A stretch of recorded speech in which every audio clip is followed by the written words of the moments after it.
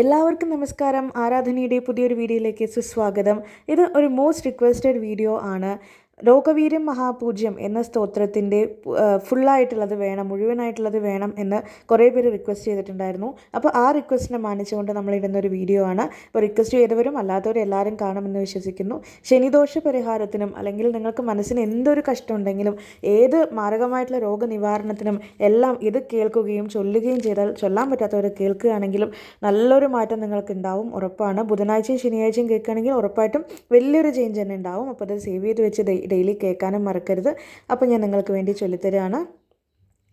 ലോകവീരം മഹാപൂജ്യം സർവരക്ഷാകരം വിഭും പാർവതി ഹൃദയാനന്ദം ശാസ്താരം പ്രണമാമ്യഹം. സ്വാമിയേ ശരണമയ്യപ്പ. വിപ്രപൂജ്യം വിശ്വവന്ധ്യം വിഷ്ണുശംഭോ പ്രിയം സുതം ക്ഷിപ്രപ്രസാദനിരതം ശാസ്താരം പ്രണമാമ്യഹം. സ്വാമിയേ ശരണമയ്യപ്പ. മത്തമാതംഗഗമനം കാരുണ്യാമൃതപൂരിതം സർവവിഘ്നഹരം ദേവം ശാസ്താരം പ്രണമാമ്യഹം. സ്വാമിയേ ശരണമയ്യപ്പ.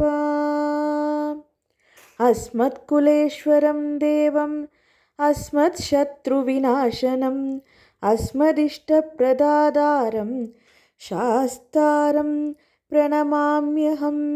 സ്വാമിയേ ശരണമയ്യപ്പ. പാണ്ഡേശവംശതിലകം കേരളേ കേളിവിഗ്രഹം ആർത്തപ്രാണപരം ദേവം ശാസ്താരം പ്രണമാമ്യഹം. സ്വാമിയേ ശരണമയ്യപ്പ. ത്രയംബകപുരാധീശം ഗണാധിപസമന്വിതം ഗജാരൂഢം അഹം വന്ദേ ശാസ്താരം പ്രണമാമ്യഹം. സ്വാമിയേ ശരണമയ്യപ്പ. ശിവവീര്യസമുദ്ഭൂതം ശ്രീനിവാസതനുദ്ഭവം ശിഖിവാഹനാജം നുജം വന്ദേ ശാസ്താരം പ്രണമാമ്യഹം. സ്വാമിയേ ശരണമയ്യപ്പ. യസ്യ ധന്വന്തരിർമാതാ പിതാ ദേവോ മഹേശ്വരാ തം ശാസ്താരമാഹം വന്ദേ മഹാരോഗനിവാരണം. സ്വാമിയേ ശരണമയ്യപ്പ. ശ്രീഭൂതനാഥ സദാനന്ദ സർവഭൂതദയാപരാ രക്ഷ രക്ഷ മഹാബാഹോ ശാസ്ത്രേ തുഭ്യം നമോ നമഃ. സ്വാമിയേ ശരണമയ്യപ്പ. സ്വാമിയേ ശരണമയ്യപ്പ.